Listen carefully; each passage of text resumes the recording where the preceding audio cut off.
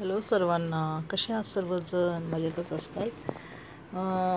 दिनांक रविवार 30 जून ह्या दिवशी लोणावळा येथे एक 10-12 लोक गेली होती बघा पाण्यात, आणि त्यातली दोघं तिघं वाचली. आणि जो छोटा मुलगा आहे ना, तो छोटा मुलगा बघा अजून सापडला नाही. ते मी TV वर बघितलं ना की ते ज्या परिस्थितीत होते आणि ज्या परिस्थितीत ते उभे होते, तर मला ते बघायची इच्छा पण नाही झाली की पाणी इतकं आहे आणि त्या पाण्यामध्ये ते इतके हे करतात, हे बॅलन्स. पण काय पाण्यापुढे त्यांचा टिकाव लागला नाही बघा. त्यामुळं तुम्ही फिरायला जाता, पण तुम्ही तुमच्या जीवाची पण पर्वा करा ना. मग तुम्ही अशा ठिकाणी जाता तर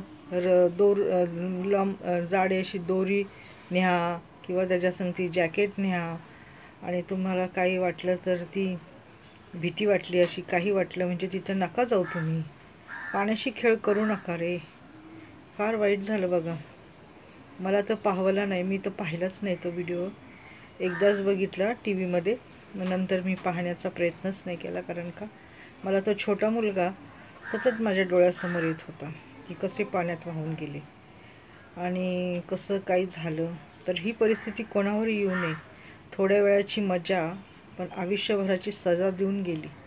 त्यामुळं पाणी, अग्नी आणि वारा यापासून माणसाने नेहमी आपला बचाव केला पाहिजे आणि त्याच्या नादी लागलं नाही पाहिजे. कारण का त्याच्यापुढे आपला टिकाव लागत नाही. तर माझी सर्वांना एकच नम्र विनंती आहे की पाण्यात जा, आनंद घ्या, पण आपली काळजी प्रथम घेणे गरजेचं आहे.